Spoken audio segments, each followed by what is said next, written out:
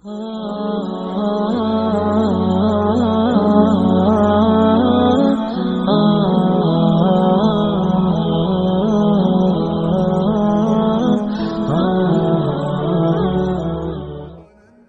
میری خوش قسمتی کہ میں حضور کا امت ساری زندگی اس کا شکریہ ادا کرتا رہوں تو حق شکر ادا۔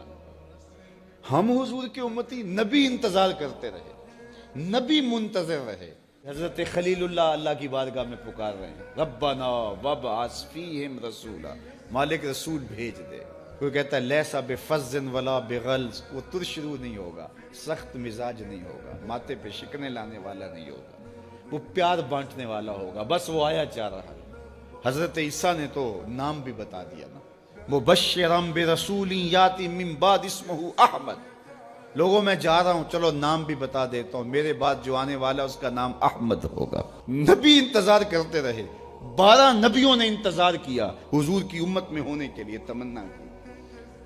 نستورہ راہب انتظار کرتا رہا، بحیرہ راہب انتظار کرتا رہا۔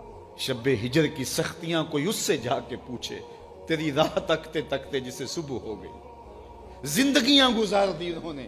سلمان فارسی کی کہانی سن لو، مجوسی کے بیٹے تھے، حق کی طلب میں نکلے، باپ نے گھر سے نکال دیا، ایک پادری کے پاس جا کے رکے، زندگی بھر اس کی نوکری کی۔ جب اس کا آخری وقت آیا، اس نے کہا میری تدفین کے بعد غموریا چلے جانا، وہاں کا پادری خدا رسیدہ ہے، تجھے اس سے کچھ مل جائے گا۔ کہتے میں وہاں سے غموریا آ گیا، پھر اس پادری کی ساری زندگی خدمت کی۔ جب وہ مرنے لگا تو اس نے کہا کوئی ایسا شخص نہیں ہے جس کے پاس اب میں تجھے بھیجوں، لیکن نبی آخر الزمان کے ظہور کے لمحے آ گئے ہیں، تو یہاں سے یثرب چلا جا، وہ اس نبی کی ہجرت گاہ ہوگی، تیری زندگی سنور جائے گی، تو نے بڑی محنت کی ہے، بڑی نوکری کی ہے میری۔ کہتے ہیں میں نے اس کو کہا کہیں ایسا نہ ہو میں دھوکہ کھا جو مجھے کوئی نشانی بتا دے۔ اس نے کہا 3 نشانی ہیں، ایک صدقہ نہیں لے گا، دوسرا ہدیہ رد نہیں کرے گا، تیسرا 2 کندھوں کے درمیان مہر نبوت ہوئی۔ کہتے ہیں میں نے اس کی تدفین کی، یثرب کی جانب جاتے ہوئے ایک قافلے میں شامل ہو گیا، انہوں نے مجھے پکڑ کے اپنا غلام بنا لیا، لیکن میرے پہ مہربانی یہ کی کہ مجھے بیچا جا کے مدینے میں۔ ایک یہودی نے مجھے خرید لیا، میں اس کے باغ میں گوڈی کرتا تھا، کام کرتا تھا، کھجوریں توڑتا تھا، لیکن میں انتظار میں تھا کہ کبھی وہ نبی آخر الزمان آئے تو مجھے دید ہو، کبھی عرش پر، کبھی فرش پر، کبھی ان کے در، کبھی در بدر۔ غم عاشقی تیرا شکریہ، میں کہاں کہاں سے گزر گیا۔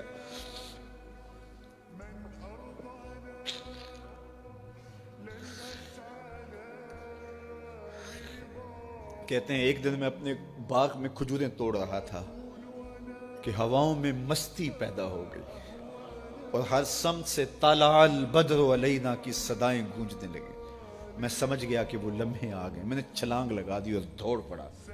میرے آقا نے سمجھا شاید غلام بھاگ گیا، اس نے دوڑ کے مجھے پکڑ لیا۔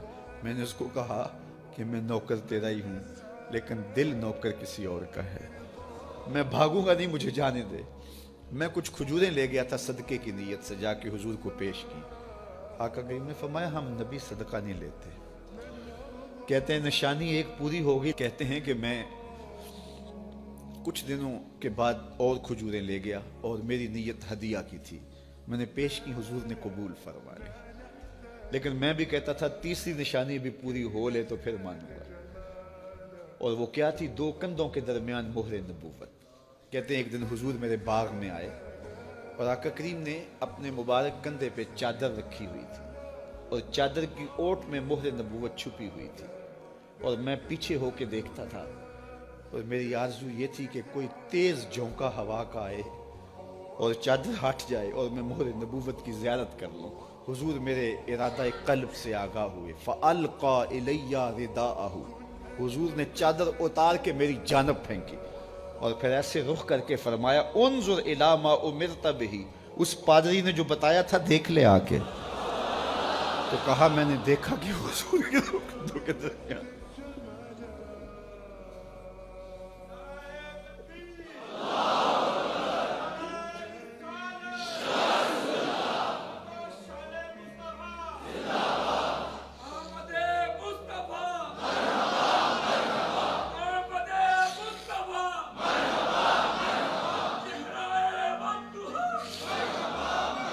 شب ہجر کی سختیاں کوئی اس سے جا کے پوچھے، تیری راہ تکتے تکتے جسے صبح ہو گئے۔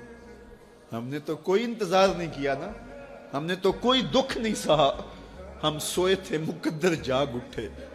ہمارے والد مسجد سے مولوی صاحب کو بلا لائے، انہوں نے کان میں آ کے کہا مبارک ہو تو حضور کا نوکر بن کے آ رہا۔ میرے والد گرامی ایک شعر جھوم کے پڑھا کرتے تھے، محمد جانے جانا ہے پیغمبر ہو تو ایسا ہو، رسولوں کی بشارت سے مبشر ہو تو ایسا ہو، امر توقیر کا سب کو موکر ہو تو ایسا ہو، کیا ہم کو غلام ان کا مقدر ہو تو ایسا ہو۔ میں اپنے مقدر پہ قربان نہ جاؤں، آپ اپنے مقدر پہ نثار نہ جائیں، ہمیں وہ نبی ملا جو نبیوں کا نبی۔ بنو سعد کے مقدر بھی جاگ اٹھے، اللہ اکبر، کیا وہ خوش نصیب وادیاں تھیں، کیا وہ خوش بخت پہاڑ تھے بنو سعد کے، جہاں حضور نے زندگی کے ابتدائی سال گزارے۔ اللہ اکبر۔ حضرت حلیمہ سعدیہ کہتی ہیں جب میں حضور کو گھر لے گئی تو میرے گھر میں روشنیاں آ گئیں، باقاعدہ عورتوں نے کہا حلیمہ تو اتنی امیر ہو گئی ہے رات کو بھی دیا نہیں بجھاتی۔